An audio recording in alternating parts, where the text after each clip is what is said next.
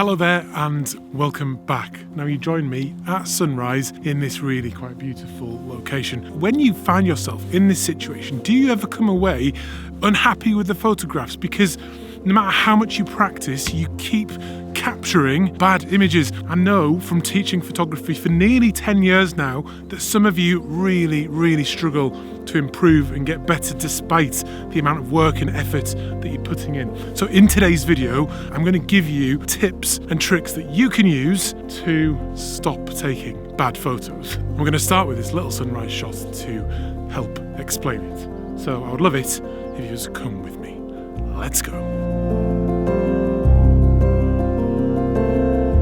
Before we get going today though, this video is sponsored by Squarespace. If you need a domain name, a website or an online store, make your next move with Squarespace. Now the first thing that I find that people struggle with is their approach. When I'm with other really great photographers, that's what I always ask them. What is your approach when you come into a landscape like this? The most important thing is to let your feelings guide you. What do you like the look of in that environment, in that landscape? The things that have drawn my attention today is the reflections. Obviously the sky we're in sort of blue hour at the moment, but I think there's a few flecks of colour. So I want to have some of the sky in it. I want to have some of these reflections in it. And then I want to create a bit of mid-ground, a suitable set of trees because we're in this woodland. I think the main thing is to think like an artist. Your frame, the frame of your camera is your blank canvas. What do you want to place in that frame? What elements do you want to have in certain positions? Because you can control that by shifting your perspective and moving the camera around. So, got the water, these beautiful reflections, calm, still conditions, some colour starting to come in the sky, but we're at blue hour, so it's going to have that nice, cool tone about it. I'm going to go to f11. I'm bracketing just to get the sky nicely exposed. I'm at half a second roughly. ISO 100. Yeah, I mean, there is already some colour starting to come into that in the horizon. So, approach. That is tip number one.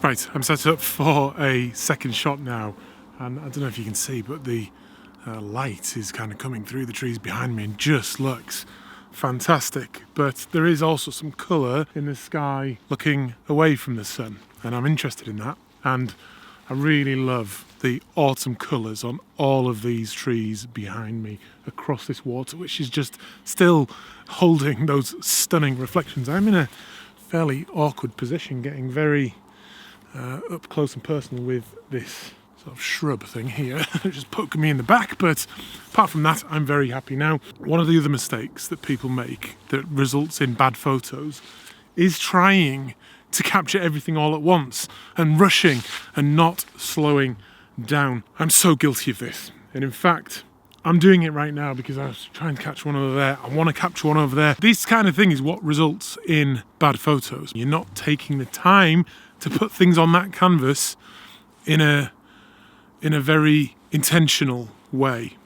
And that's why sometimes you get home and the images are just not good and you're really unhappy with them and you feel like you've wasted your time. Now, one way to get around this, and I think this is particularly important when you first start out or you're sort of an intermediate level of photography, is to plan a bit better. Plan the weather, plan your location, plan even the composition you're going to shoot beforehand. Because especially then when you're here at sunrise or you're out at sunset and the moment is fleeting, when everything's right for what you want, if you have it planned out, then it's going to be a lot easier and a lot less stressful for you to capture that good image. As your skills develop, as you become more experienced, you'll be able to capture brilliant images in the moment, just like that, because you start to get a style. You decide how you like things arranged, and it kind of almost becomes second nature. Now, we're going to talk about the arrangement of things in your frame a little bit later, because that is important too. Yeah, planning is important, especially in the early days. There's some beautiful colour in the sky now, really subtle warm colours, still a little bit of blue because we're facing away. There's actually, I don't know if you can see, but on this camera, but the reflections in the water are quite blue. And then it goes sort of, as we go up through the frame, it gets more colourful, or more warm rather. So I really like that. I am bracketing, I'm at f11, ISO 100 and about 1/25 of a second. I'm quite wide. What am I at? About 20 mil. I want the kind of width of the scene. Not too overly complicated, fairly simple, but just a pleasant photograph to look at, I think.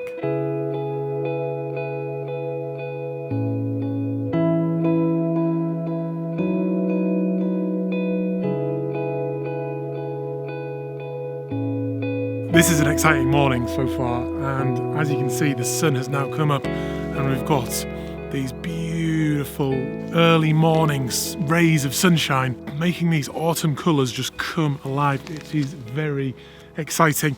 I know some of you are going to be saying, oh, yeah, but what about that backlit behind you, backlit scene behind you there, Adam? I agree. It is lovely, but there's just no composition with the trees. It's very complicated, it's very chaotic, and that is something that a lot of people do as well, is just not keeping it simple enough. I don't know about you, but I love a simple composition. I love where the photographer has used the canvas, the frame, just to almost make a portrait of the landscape. Something that's really caught their eye, something really very beautiful, and they're putting that front and centre in the frame. I was extremely excited about that kind of scene there, and as the lights come up, there's colour in the sky, it looks fantastic. But because of the foreground, because of all these reeds, it's not working. When you're first starting out with photography, your kind of natural inclination would be to think, oh, well, I need the foreground in. The foreground's really important, and these reeds look great, but it just doesn't work because it's not balanced. These reeds are just completely unbalancing it. The line of this pond isn't working. So what I'm focusing on, bringing it down to those interesting things that grab my attention, is those two trees there and the reflection. And I just think they look fantastic with that morning light striking it from the side, and they're standing there impressively like sentinels looking over this pond. They kind of stand out amongst all the other trees all around me, particularly with that golden light on them and those autumn leaves. I love this composition. I'm at f11, 1/13 of a second, and ISO 100. Oh, and the warmth in the sky behind it is just lovely.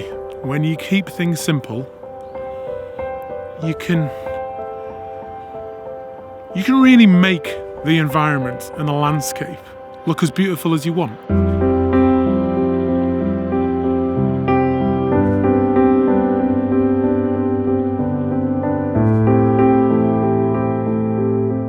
I'm going to share with you the single biggest reason people don't improve at photography in just 1 second, but as you know, this video is sponsored by Squarespace. Once you take ownership of your own website and show your pictures exactly how you want to see them, it feels great. You feel like you're a proper photographer. You get to show your work to the world in exactly the way you want, and that's a beautiful thing, because I think showing it on social media these days is miserable, but on Squarespace it's great because you can arrange it and make it look exactly how you want, big and beautiful and vibrant. Another reason it's so good is because it's just so easy to do. You don't need any technical knowledge. You start with one of their beautiful templates and then import some of your pictures, put a few words on there, and before you know it, you will have a unique and fantastic looking website. You can start with a very simple gallery, and then as you progress and you want to start selling things, you can upgrade your site to an online store where you can sell prints and books and calendars and cards. Anything that you want to sell, you can do that with Squarespace. And one of the most important things is it will dynamically adjust to any screen that a person is viewing your website on, including a phone, and that is especially important at this day and age when most people are browsing on their phones. Go to squarespace.com to start your free trial today, or click the link down below and give them some love for sponsoring this channel. And then once you've built your website and you like what you have created, use the offer code FIRSTMAN. That's FIRSTMAN, yes, Tell them I sent you there, and we all win. You win, I win, and Squarespace wins. It's a beautiful thing, and it's an exciting next stage in your photography journey.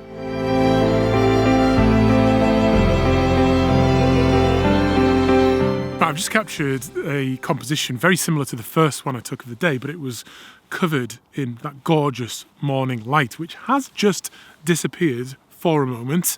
I'm hoping it will come back, but I'll show you that image in a couple of minutes. But I think the biggest reason that people fail to improve or continually take bad pictures is we are focused far too much on the technical and not enough on the artistic. Now, in my old studio, it was on a complex that included a really nice art gallery. When I moved in there, I was excited to do an exhibition there and have a launch party for my book, that kind of thing. But when I approached them, I got to know them a little bit, sort of introduced the idea of doing all this. Their response was that they don't show photography because there's not enough interest. Now, this was gutting for more reasons than one, but I think it's a reflection of how the art world sometimes views photography as nothing more than a technical exercise. And I think for some of us, that is true. We're just going through the motions of thinking about f-stop, thinking about the camera, thinking about what gear we've got. You need to know all the technical stuff. You need to have your gear sorted, which I don't today. The tripod is loose, it needs tightening up, and it's wobbling all over the place, which has made it extremely difficult. But that's not what drives me. I don't think that's why I make good images. It's because of that artistic endeavour. I'm trying to communicate something. I'm trying to say something with my pictures, and hopefully, if they resonate with any of you, I suppose to some extent I've succeeded with that. Some people will say that, oh yeah, he's got the eye, they've got the eye, she's got the eye. I don't think that's a thing. I think you can learn it. Some people will learn it naturally and faster than you, but I'm 100% certain that it can be taught. The way to start going about this, and I've sort of hinted on it a few times today already, it's about using the artistic elements and using the artistic principles. Even in a landscape where there's things are set, you can move your camera around to place those specific items exactly where you want in the frame. There are 7 artistic elements. We have lines, we have space, we have shape, we have form, we have colour, we have texture, and we have value. Now, if you learn about these things, I've made videos about them before, you will get a much clearer idea of how you want to arrange things in your frame. We can then look at the artistic principles as well, which include things like contrast and balance and all that kind of stuff. And by thinking and learning about these things, we will become better photographers. I think what's also nice is when you do learn about them, when you're then critiquing somebody else's work, you can talk about the elements and people sort of naturally and intrinsically understand them. Oh yeah, the colour looks really good. The contrasting tones look good. I love the texture in the trees. It becomes a more exciting conversation as well as we talk about these things, rather than saying, oh yeah, what settings is that on? It's so boring. It's so boring, and you're not going to learn much beyond a beginner level if you stick to that. And it lets you, on times when you haven't planned, like me this morning, it lets you capture some decent shots. It doesn't always have to be perfect, but it's better than a beginner level, I suppose. Is that the goal? I don't know. It's whatever you choose for whatever goal you choose for yourself. But if you could have a look at my book, think about buying that, supporting the channel. It's got some of my images in there, stories from when I was in the police, some shocking stuff, some funny stuff. I think you'll be entertained and inspired by this book. Subscribe and like and all that other good stuff, and I'll see you on another video very, very soon. Bye-bye.